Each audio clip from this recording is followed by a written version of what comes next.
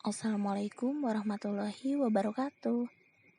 Hari ini bertemu lagi dengan pelajaran matematika. Nah, kali ini kita akan membahas tentang analisis titik, garis, dan bidang pada geometri dimensi 3.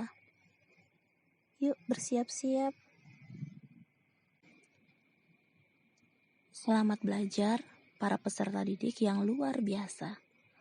Mari bekerja bersama, belajar keras, saling menghargai dan mendukung dalam melalui setiap tantangan.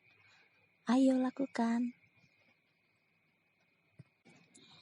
Secara spesifik, materi yang akan kita pelajari hari ini adalah pengertian dari titik, garis, dan bidang. Kemudian, aksioma-aksioma yang berlaku pada garis dan bidang. Titik, garis, dan bidang dinamakan unsur-unsur ruang atau unsur-unsur bangun dimensi 3. Titik hanya dapat ditentukan oleh letaknya, tetapi tidak mempunyai ukuran. Nah, titik ini digambarkan dengan nokta dan ditulis dengan huruf besar. Seperti kalian lihat pada gambar di samping, itu ada bulatan-bulatan hitam, itu yang disebut sebagai nokta. Kemudian ada huruf A, B, P, Q, itu adalah penulisan titik. Jadi ingat, dalam menuliskan titik harus menggunakan huruf besar. Garis merupakan kumpulan titik-titik yang hanya mempunyai ukuran panjang. Garis ditulis dengan menggunakan huruf kecil, misalnya garis G, garis A, atau garis X. Atau dengan menyebutkan nama segmen dari pangkal ke ujung, misalnya garis AB. Contohnya bisa kalian lihat seperti gambar di samping. Unsur yang selanjutnya adalah bidang. Sebuah bidang memiliki luas yang tak terbatas sehingga cukup digambarkan perwakilannya saja, yaitu suatu daerah terbatas yang terletak pada bidang. Bidang mempunyai ukuran panjang dan lebar.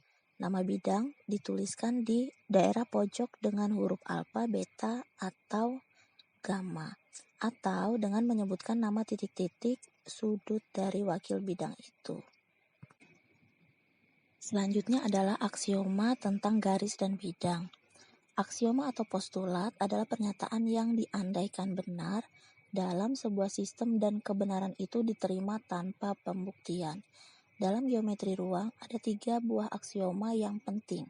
Ketiga aksioma itu diperkenalkan oleh Euclid, seorang ahli matematika dari Alexandria. Aksioma yang pertama, melalui 2 buah titik sembarang, syaratnya kedua titik tidak boleh berhimpit, hanya dapat dibuat sebuah garis lurus. Artinya dari 2 buah titik ini, jika dihubungkan hanya akan menghasilkan 1 buah garis lurus. Aksioma yang kedua, jika sebuah garis dan sebuah bidang mempunyai 2 titik persekutuan, maka garis itu seluruhnya terletak pada bidang. Nah, hal ini bisa kalian lihat seperti pada gambar. Aksioma yang terakhir, melalui 3 buah titik sembarang hanya dapat dibuat sebuah bidang. Nah, pada gambar kalian lihat itu ada 3 buah titik yaitu A, B, C. Dari 3 buah titik itu hanya dapat diperoleh sebuah bidang. Selanjutnya kita akan belajar bagaimana cara mengkonstruksi atau membuat sebuah bidang. Sebuah bidang tertentu dapat dibentuk oleh yang pertama, 3 buah titik yang tidak segaris. Di sini berarti ada titik A, B, dan C. Syaratnya titiknya tidak boleh segaris. Setelah itu baru kita hubungkan dengan garis sehingga membentuk bidang alfa. Selanjutnya cara yang kedua, sebuah garis dan sebuah titik di luar garis itu. Perhatikan titik P yang berada di luar garis B. Maka titik P dan garis B tersebut akan membentuk bidang beta. Jadi ada sebuah garis G, kemudian ada titik P. Begitu dihubungkan akan terbentuk sebuah bidang bernama beta. Yang ketiga, ada dua garis yang berpotongan. Jadi ada garis G dan garis H yang berpotongan. Kedua garis tersebut akan membentuk bidang alfa. Lebih jelasnya bisa kalian lihat pada gambar. Jadi ada garis G, kemudian garis H. Kedua garis itu berpotongan sehingga membentuk bidang alfa. Yang terakhir, terbentuk dari dua buah garis yang sejajar. Jadi, di gambar itu bisa kalian lihat ada garis M dan garis N yang letaknya sejajar. Kedua garis itu jika dihubungkan akan membentuk bidang beta. Nah, untuk lebih jelasnya, silakan kalian lihat gambarnya.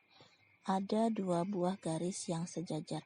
Garis dikatakan sejajar jika garis itu tidak akan pernah bertemu. Oke, untuk kali ini pertemuannya kita cukupkan sampai di sini. Terima kasih sudah menyimak materi pelajaran hari ini. Sampai jumpa lagi di pertemuan berikutnya. Wassalamualaikum warahmatullahi wabarakatuh. Assalamualaikum warahmatullahi wabarakatuh. Hari ini